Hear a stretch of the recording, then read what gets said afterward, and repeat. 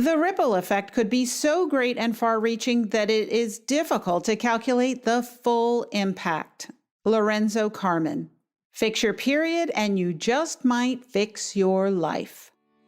She used to deliver babies, but now she delivers exceptional wellness for women. Welcome to her Brilliant Health Radio, where holistic women's health expert and board-certified OBGYN Dr. Kieran Dunstan shares revolutionary insight from leading experts on what you need to know today to treat the root cause of disease, heal, and create the radiant health you've been searching for. Lean in and get ready to experience the bountiful, blissful, and beautiful vitality that you deserve.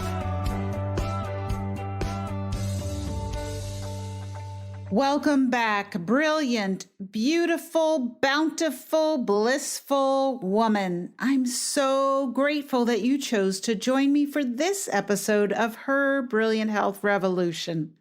I know there's a lot going on right now, but still, the revolution is on and I'm leading it.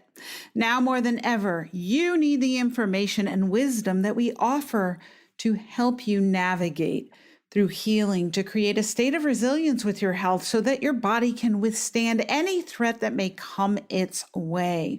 And your monthly menses may be a key indicator of where you are with your health than anything else right now. The truth is that period problems ultimately mean overall health problems. I know this is not what you heard anywhere else, but you're hearing it from me now. Why?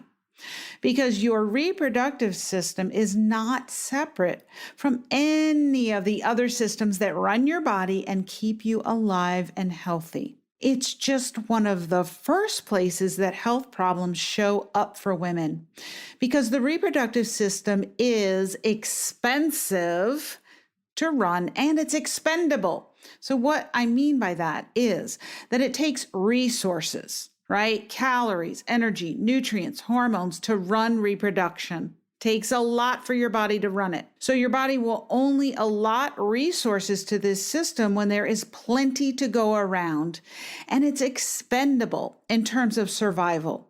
You don't need to reproduce to survive, but your heart has to beat and you have to breathe and you've got to digest food.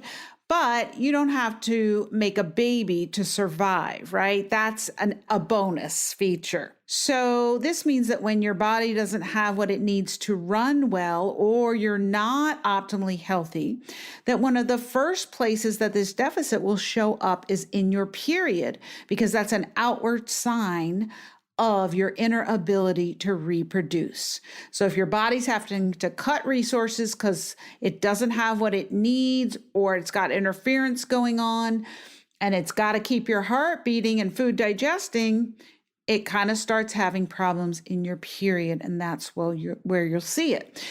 So if you don't read this memo from your period, whether it's heavy or clotty or painful or too long or too short or spotty or whatever's happening with it, and you continue doing what you're doing, then you might get an email that's louder, and then you might get a certified letter explaining why you won't be getting pregnant, because eventually if there's too much abnormality in this system, it'll cause infertility.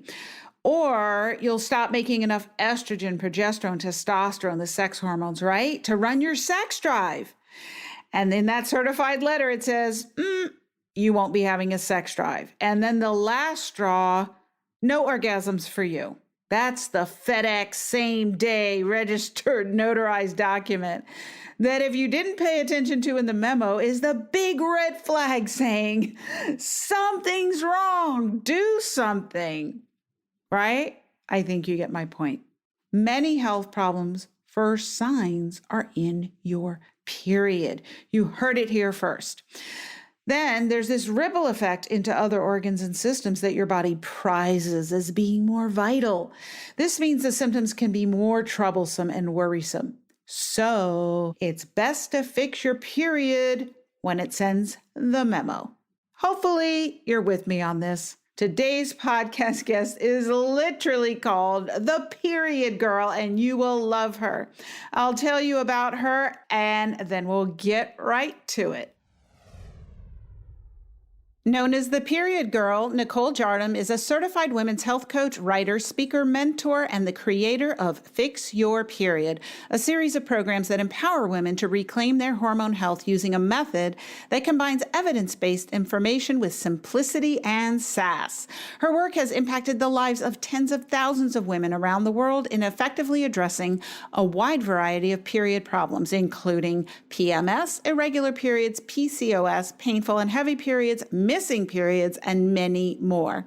Rather than treating problems or symptoms, Nicole treats women by addressing the root cause of what's really going on in their bodies and their minds. She passionately believes that the fundamentals to healing any hormonal imbalance lie in an approach that addresses the unique physiology of every woman.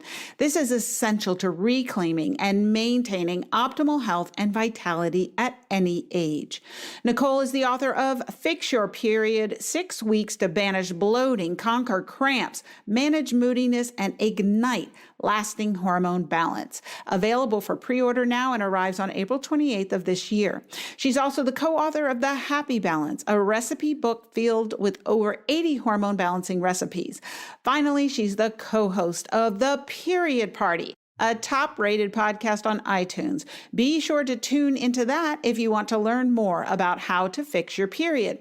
And she's also been called on as a women's health expert for sites such as The Guardian, Well Plus Good, Mind Body Green, and Healthline. Welcome, Nicole. So glad to have you on the podcast today. Hi, thank you so much, Karen. I'm so thrilled to be here too. Yes, your book is coming out, Fix Your Period, and it is wonderful. Thank you for sending me an advance copy. I know everybody listening will be excited to read it as well.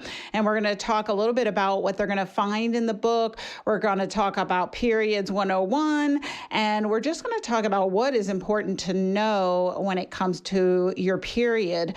If you're a woman, then at some point in your life, most of us will have periods, and it can be a very key indicator of what's going on with your health overall.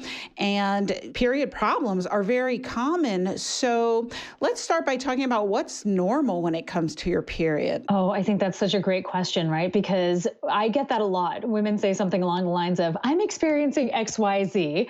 And then they say, is that normal? And I think that unfortunately, what has happened in our society generally is that a lot of period-related issues, whether that's period pain or heavy bleeding or not having a period even, have been characterized or categorized as being completely normal or nothing to worry about. And I feel like we need to completely flip the script on that, because these are actual signs that something is going on, not only with your endocrine system and the hormones that it's producing, but also with other systems too, possibly your liver or your gut or your thyroid. So it's really critical for us to start to become almost like period investigators and start to figure out like what's normal for us and what's not. And then also have an understanding of, generally speaking, what's normal with regard to periods, which I can totally go into. Yes, and we do need to be period detectives, because just like if you have a fever, it's not that you need to take a medication to get rid of the fever necessarily, or if your blood pressure is high, it doesn't mean that you necessarily need a drug. You don't have a deficiency of antihypertensives. It's a sign that something's going on in the rest of your body that's causing that. And so I agree with you that it's a call to look deeper at what's going on, and it can be any aspect of your body that could be contributing to abnormal periods. So just so people know what's normal, because I encounter a lot of women who think that having pain and clotting on their periods and missing a day or two of work or school is normal. What should normal be on a period? What's healthy? Yeah, I'm so happy you're asking that, because I agree. That's what I encounter as well. And so I think the first thing that everyone should know is the length of your menstrual cycle. And so when I say menstrual cycle, I'm talking about from day one of your menstrual cycle, which is day one of bleeding, all the way through to the last day before your next period. And usually I like to see that somewhere within the range of 25 to 35 days. And I find that anything shorter than that usually correlates with heavier periods, longer periods, periods, period pain, and a shortened luteal phase, which is that second half of your cycle. And the reason that's important is because if it's too short, then, and you were potentially trying to get pregnant, for instance, you might not be able to get pregnant because it takes a certain amount of time for that fertilized egg to travel and implant in your uterus. So that's one reason why it wouldn't be great for it to be short. There are plenty of others, but for the sake of time. And then on the flip side of that, over 35 days, we really want to see why our period wouldn't be coming if it's past 35 days. And usually the reason for that is we haven't ovulated. And why have we not ovulated? Or we've ovulated really late in our cycle. And again, what's the reason for that? Because ovulation truly is a sign of health. And it is a process in our bodies that is critical for certain hormone production. So with that said, 25 to 35 days is what you're really looking for. You don't want a huge amount of variability within that time frame. And when it comes to your actual period itself, you really want to be looking to have a period somewhere between 3 and 7 days. Like that to me is the ideal range. And if it's over 7 days, again, that usually means that there's heavy bleeding, long periods and heavy bleeding, lots of blood loss and clots possibly. Your period might be darker as well. So there might be a lot of like thicker, darker colored blood. And then also too, it's definitely associated with those shorter cycles, like I said. And then on the flip side, if your period is too short, meaning like it's only 1, maybe 2 days long, that could mean that maybe you're not ovulating. Your estrogen is not building up enough to build your uterine lining for you to have a substantial bleed.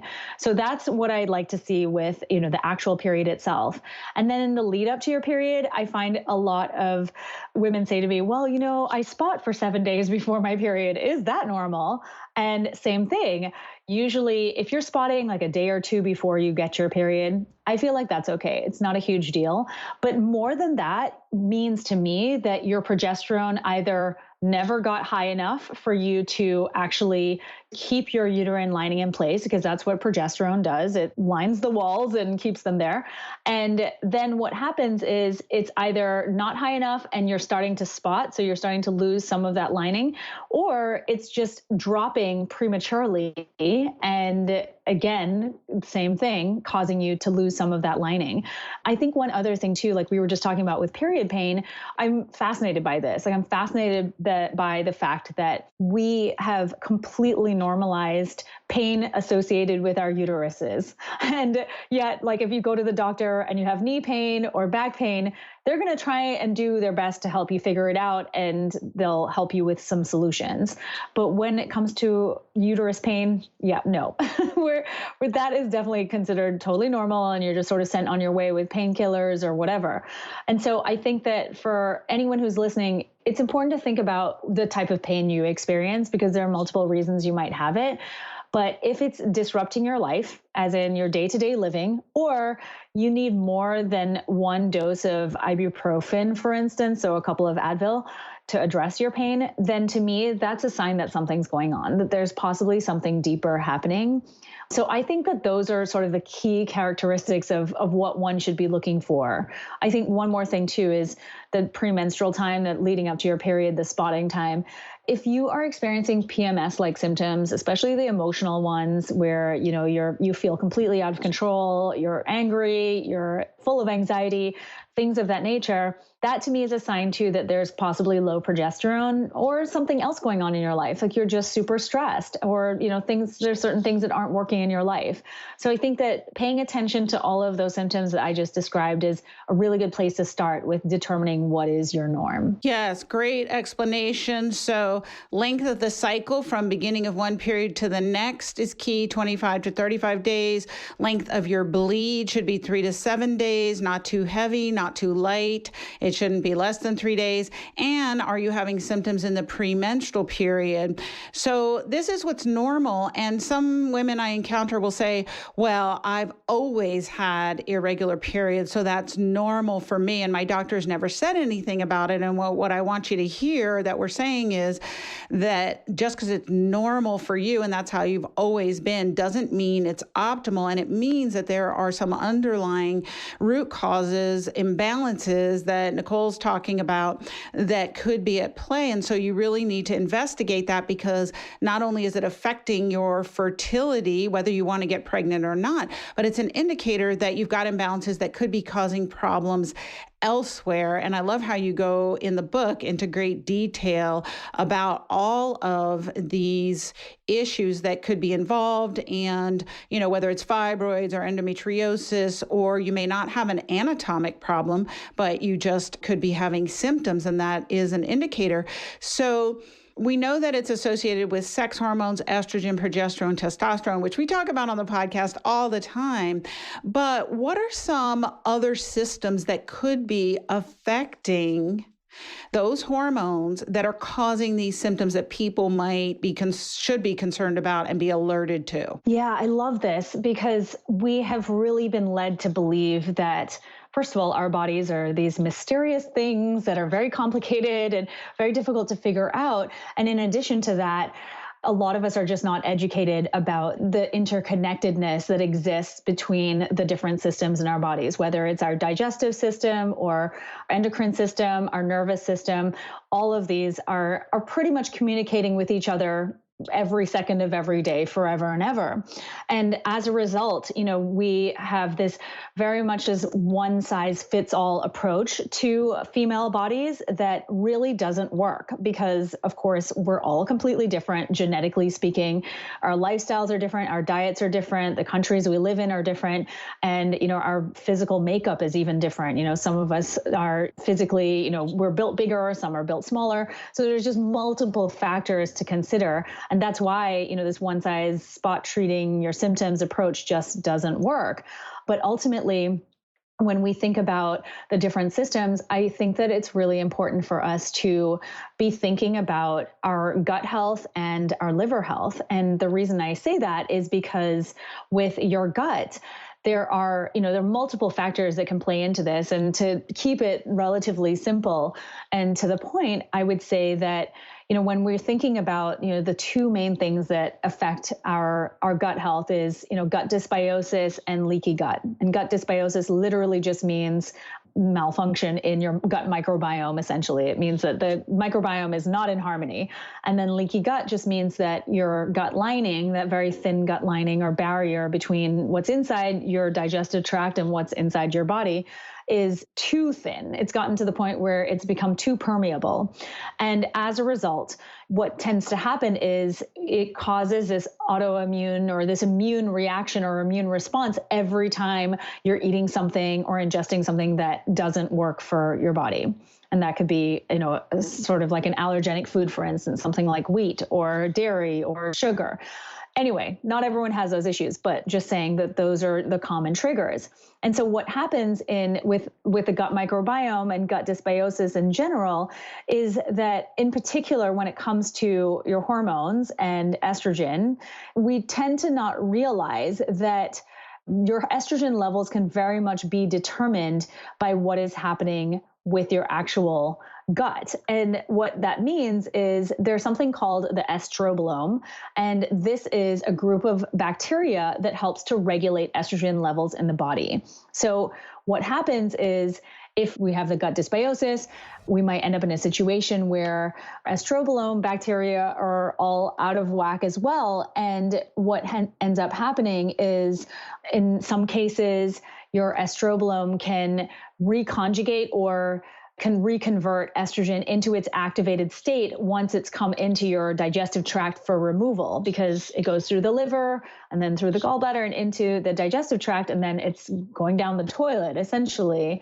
And so if we have a situation where our estrobolome is not in balance, it can produce, or it does produce, enzyme called beta-glucuronidase, which has the ability to turn this estrogen back into its activated form, and then it can actually pass back through your gut lining and go recirculate and wreak more havoc. And in some cases, we might not have, our estrobolome might actually not do that, and it might do too little of that. And so we might end up in a situation where we're in an estrogen deficient state. So that, to me, is one really good example of why it's really multifaceted, right? We have to be looking at all the different systems in our bodies. And again, this sounds complicated, but it's really, I think that the bigger picture here is that you take small steps to address the different systems in your body or the breakdown in the systems in your body, and then you will start to see really big results. Yeah, so I think that is a great example. And I think gut health is probably the best example and probably the most common system that affects periods, affects your hormone levels in the way that you're describing. And so if you're listening and you're constipated and you're not pooping, you're not getting rid of your excess estrogen, which everything the body makes, it has to get rid of.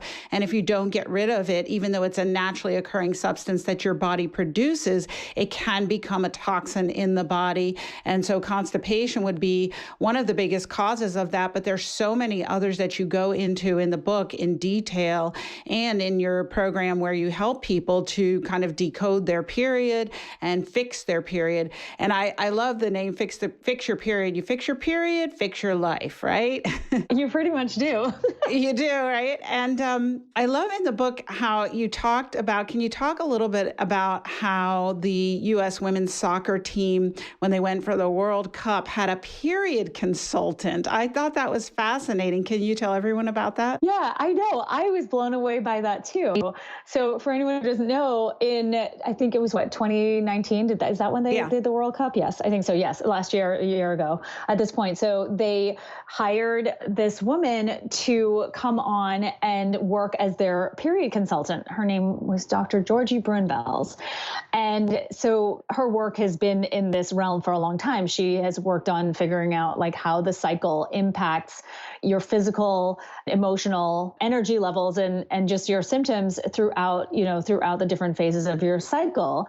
And so for her goal was to help optimize their performance based on their menstrual cycles, which to me is so brilliant. And I feel like, this is something that I've lived by for a really long time, this understanding of where I'm at in my cycle and what strengths and or weaknesses I have in that phase or in that time of my cycle. And so that was really what her plan was too, right? This was just a goal was to adjust the players' diet and their exercise and their sleep and, their training for the World Cup, which is a really big deal, to their actual menstrual cycle. And that was going to ensure that they could perform at their very best, even if they happened to be on their period, for instance. Like that was what was amazing about this whole thing is that the woman who scored the winning goal for the actual World Cup, she got her period the next day. Usually when we're PMSing hard, we're not trying to win the World Cup. It's just like not happening. Yeah. Most of us can barely get out the door. So that to me is so fascinating. And it really did, highlight that even though, we feel like our period might hold us back, it doesn't necessarily have to. And it's very much about building, sort of scaffolding around us so that we are, we're taking care of ourselves extra well at this time in our cycle so that we can have more energy to do the things, again, live our lives, right? Do the things that we want to do. Yes. And we are cyclic creatures. We have a circadian rhythm, a sleep-wake cycle, the seasons cycle, our world cycles, nature cycles. We have cycles, and really learning how to promote cycles to run effectively is so key. I love how in the book you talk about aligning with the moon's phases and how the cycle aligns and things that you can do to promote optimization in each cycle. Can you talk a little bit about that? Yeah, I think that this is a really interesting topic because women, in my experience, have, or at least we tend to feel like we have become so disconnected from nature and our natural environment and that cyclical environment that you just spoke about. And as a result, they're all like, oh my gosh, I really want to sync with the moon. And this is totally something I want to do. And I want to ovulate with the full moon and get my period with the new moon. And what I ask women to do first and foremost is to, first of all, track their cycle and understand, where they are in their cycle. And if you generally have a healthy cycle and period, then I don't suggest, messing with it so that you can align with the moon. I think that that'll naturally happen if it's meant to. But I also think too that you want to just make sure, or your main goal is to have a healthy period.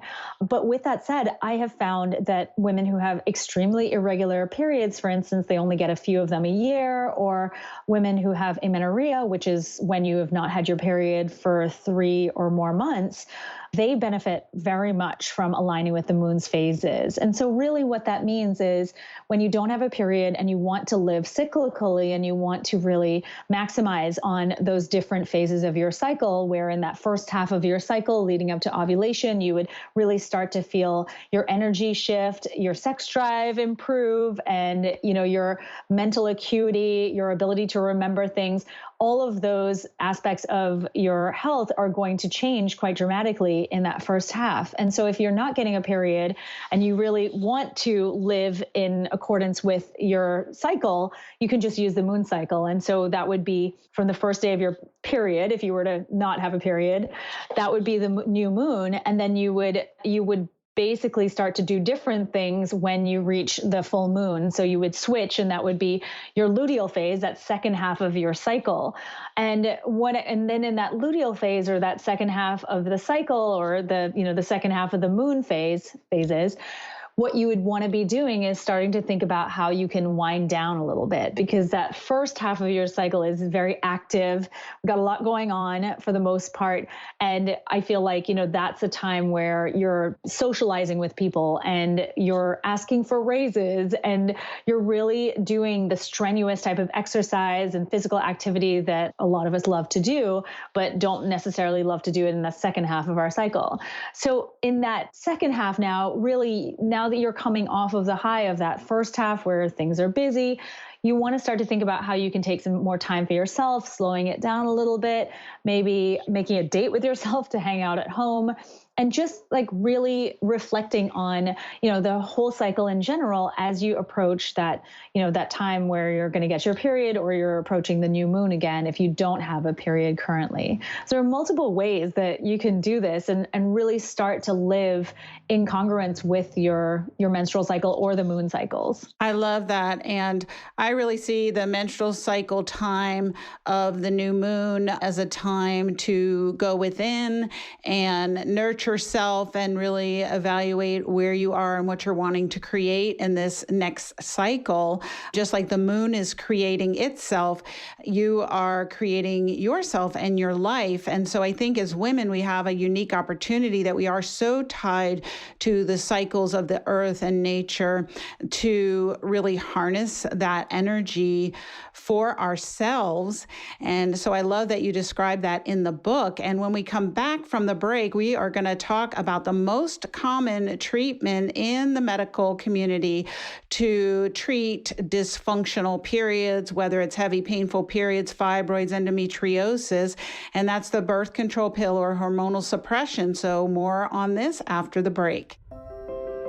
Hey, have you been feeling anxious about the current climate and new risks to your health? And wondering if your overall level of health is good enough to support you if you were to get sick? You are not alone. Now more than ever, your health has got to be brilliant, support you, and shine. It's time to stop procrastinating on getting the evaluation, knowledge, tools, and support that you know you need to address the roots of what's going wrong with your health, keeping you tired, overweight, lacking in stamina, and on prescription medications. That is just not good enough anymore. New threats mean you've got to develop a better defense, and I'm here to help. I personally invite you to schedule a complimentary phone consultation with me, wherever you live, to discuss your personal health concerns and how a comprehensive, holistic, root cause approach can help you not only alleviate the current symptoms you're having, but also boost your level of health resilience. It's all about resilience now. You can sign up on my website, KieranDunstonMD.com, where there's additional information about supercharging your wellness during this important time in our history. Welcome back, everybody. We're talking with Nicole Jardim, the author of Fix Your Period. She's going to tell you in the book all about how to decode your period, how to diagnose what's going on with you at the root cause level so that you can fix your period and improve your overall health and your life. And I wanted to talk a little bit about the most common treatment. I've been a gynecologist for over 2 decades. And when I practiced mainstream medicine, I was taught to treat almost all period dysfunctions with the birth control pill. That really is the standard of care. And so no diagnostic testing is done, maybe an ultrasound, maybe not.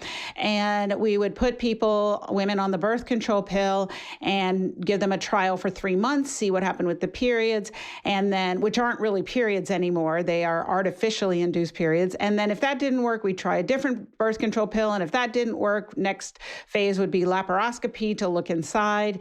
And really, now that I practice functional medicine, I know that that's not a sound scientific approach or health promotional approach. Really, you need to ask the questions, do the diagnostic test, don't guess, to evaluate what the hormones are doing throughout the period so that you can find out why the periods are abnormal and fix it at the root cause level.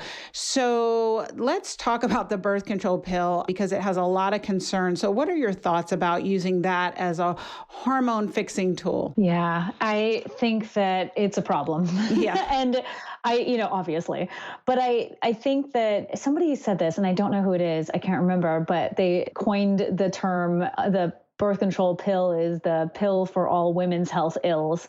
And it's exactly what you just said, that we have now relegated it to the role of treating pretty much every single menstrual cycle related problem that women encounter. And that to me is a huge issue because again, I think that stems from this conventional one size fits all approach to our bodies and our health. And that just doesn't work. I mean, it really just doesn't because we are not taking into account that woman's unique physiology, her background, her physical health in that moment, her diet, her lifestyle, nothing. And as a result, we're putting women on the pill who might have a bleeding disorder, for instance, or they might have a clotting disorder. And, that could be potentially life-threatening and has actually significantly harmed a lot of women.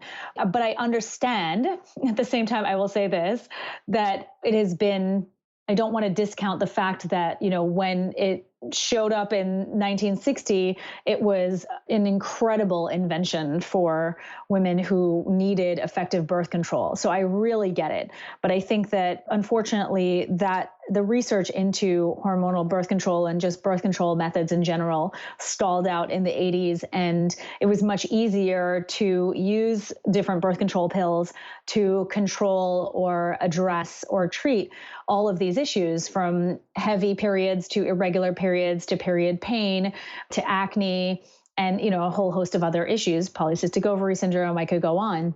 It was what I used. It was what I used to control my heavy and painful periods, and it worked a treat. It was amazing at the time. But then, of course, when you're not ovulating, which is really quite life-giving, you are literally and figuratively, you are not making the hormones that are so crucial to so many parts of your health. Because again, the conventional narrative is that the pill will fix all of these issues.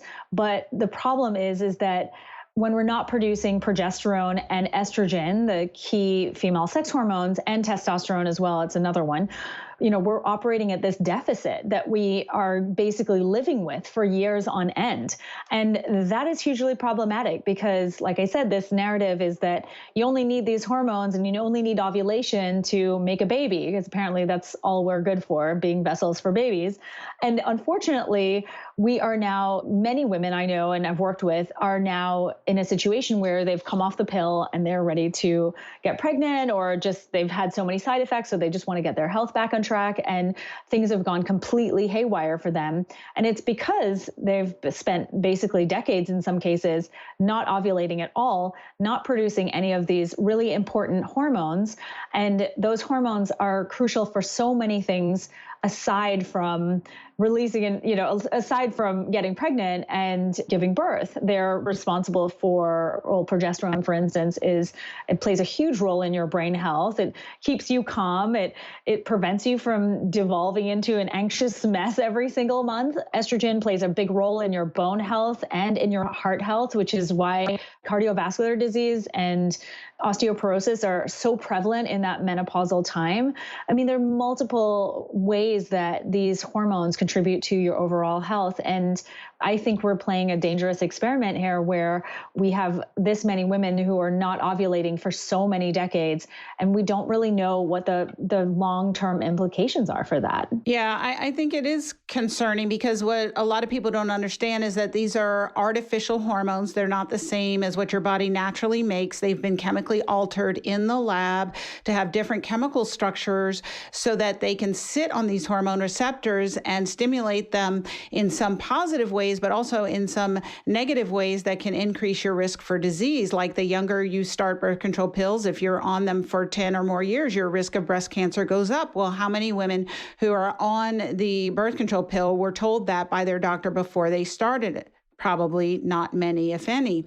Yeah. And so they are toxins that your body has to detoxify. They clog up how your body functions. And then also, like you said, shutting down ovulation has effect on the brain because the brain is what controls ovulation, but these hormones have a feedback loop to the brain that shuts that down. And I was talking with someone yesterday, and we were talking about how thousands of vaginas I've looked at and women that I've seen on the birth control pill, their vaginas start having changes like menopausal women where there's thinning of the skin covering and the vagina, the labia start to fuse, the clitoral covering becomes thinner, and the sensory nerves start decreasing in density, and people will have a lot of sexual dysfunction, decreased desire, and that the ovaries in a woman on birth control pills oftentimes are so tiny and small and atrophied, almost like a menopausal woman. And most women don't realize what it's doing to their fertility, possibly, or to their sexual functioning. They don't realize this is a side effect because they haven't been told, and that it's affecting other systems in the body so that it could be contributing to migraine headaches, for instance, or mood disorders like anxiety and depression.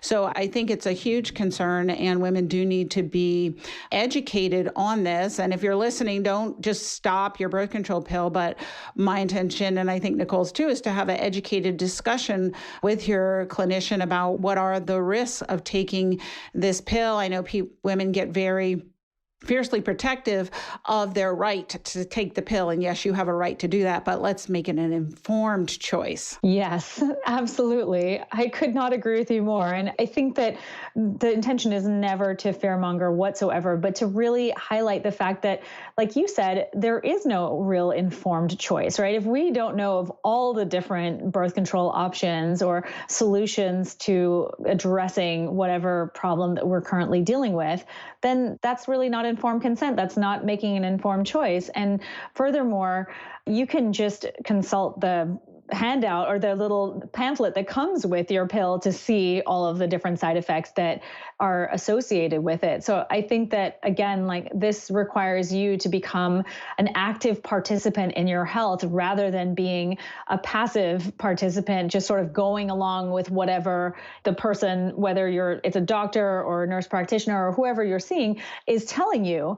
And because at the end of the day, you're the only person who is in charge of your body and your health, first of all. And secondly, you're going to care more about your health than any other person will. And so it's really, I think, fundamentally up to us to be able to be informed and ultimately make informed decisions about our unique health concerns. Yeah, I do talk to some women who say, well, I had period problems, but now I'm on the pill, so I don't have any, so I'm fine.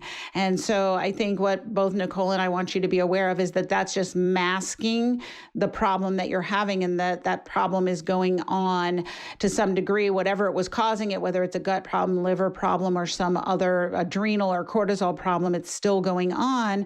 And so make sure that you're informed about the pros and cons, risks and benefits about using hormonal suppression, and make an educated choice for yourself. I know you talk in the book a lot about diet and how that affects your periods. And I would agree with you that diet is very important to maintaining a healthy period.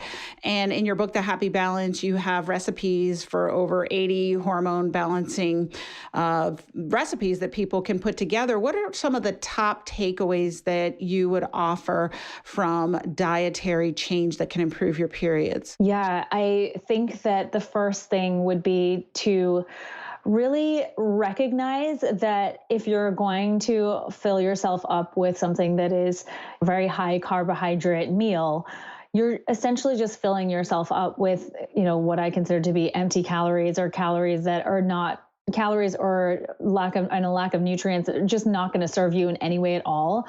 So I think that that's the first thing that we have to recognize, especially if we tend to love caffeine or sugar or sugary treats or things like that, that really at the end of the day, that all it's doing is, it's filling you up and you're not getting any nutrients out of that. Like, you're getting no sustenance. Your body is not benefiting in any way. Those things are always going to taste really good, but I think it's up to us to make a decision about what it is that we're going to put on our fork every day and put on our plate. And that brings me to, what should you eat? And I think that there is no one size fits all approach to eating. I think that very much so, as I was saying before, with taking the pill or any other medication, that your genetics and your lifestyle and your background and all of these different factors have to be taken into consideration. And so when I came up with what women should be eating for their hormones, I tried to simplify it, especially in the book, because it's a book and I can't talk to everybody. But the goal is, when you're making your plate, to think about, half your plate is carbohydrates, a quarter is fat, and a quarter is protein. And this is just a very simple version, and you might have to play with those ratios a little bit. But in that carbohydrate section, we're not talking about half your plate being potatoes or fries.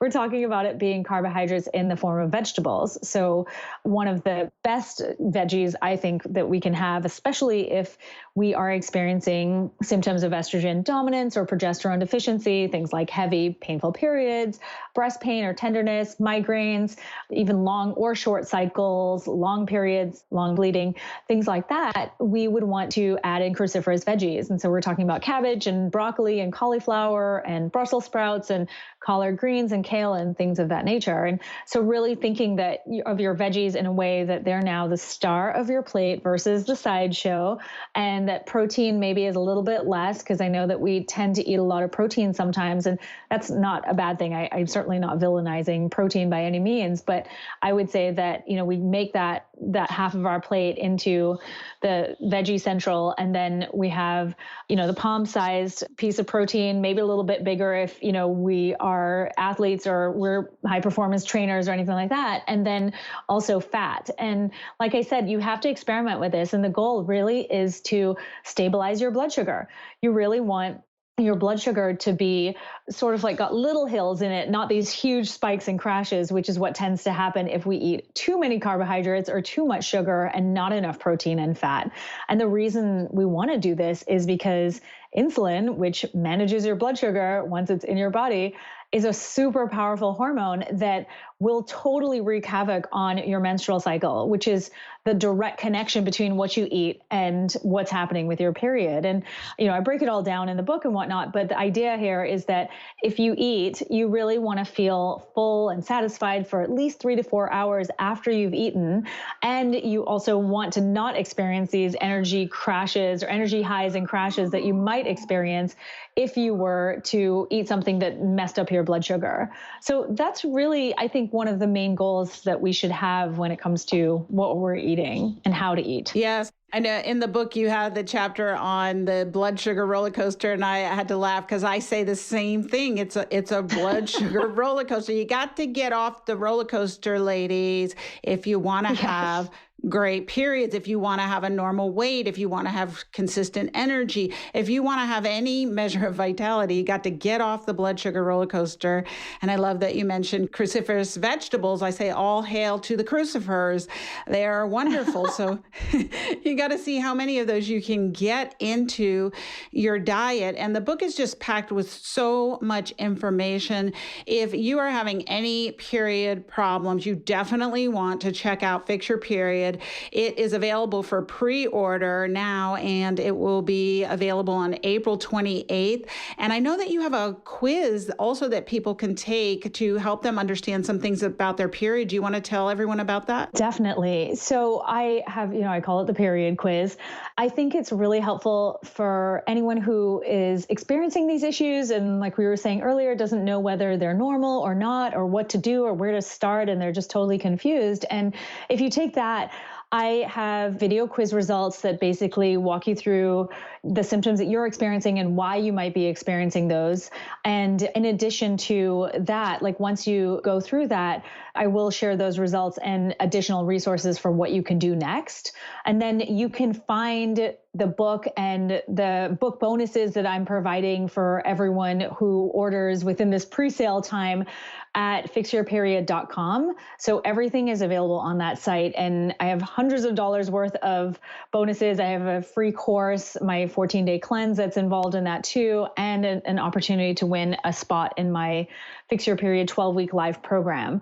There are multiple benefits to purchasing the book, and you'll get all of those on fixyourperiod.com. Well, you really are the period girl, Nicole, and I'm so excited for everyone to read your book and learn about what's going on with their body. I wish this would be required reading for all young women before they start their periods. I know when I first started my period, I was clueless. And right? I think most of us were, because we didn't have any education in it. And I really had to learn about what my period was. And then when I started having my own dysmenorrhea, with fancy name for painful periods, and was put on birth control pills and eventually Depo-Provera, and then gained lots and lots of weight and had all kinds of health problems. This is before I knew what I know now. I didn't realize that that was contributing to my health problems, and none of my healthcare providers clued me into that fact. And then once I realized it, well, then those are gone. And, it significantly contributed to me losing the weight and regaining my health. So thank you so much for sharing this wonderful information and for writing this book that's so important. Any last words you'd like to leave everyone with? Yeah, I would just want to say to everyone that there is hope and there are answers. And it's just a matter of, like I was saying before, becoming a bit of a period detective and really trying to figure out what's going on with your menstrual cycle. And from there, once you have those answers and you're not feeling around in the dark anymore, you can have an educated, empowered discussion with your doctor, and that will be game-changing. Yes, definitely have educated discussions with your healthcare providers. And last question, Nicole, the name of the podcast is Her Brilliant Health. What does that mean to you? Oh, Her Brilliant Health means to me having a deep understanding of what is happening in your body so that, again, like I was saying, you can make empowered, informed decisions about your health, and you're not constantly swayed by the latest diet trend or, what, that your best friend told you worked for her, but you're in the know about what works for you. I love that. Thank you so much for being here, Nicole. Thank you so much, Karen. It was so great to be on your show. Thank you so much for joining me for this episode of the podcast. If you enjoyed this episode, please share it on social media and send it to someone who would benefit from it.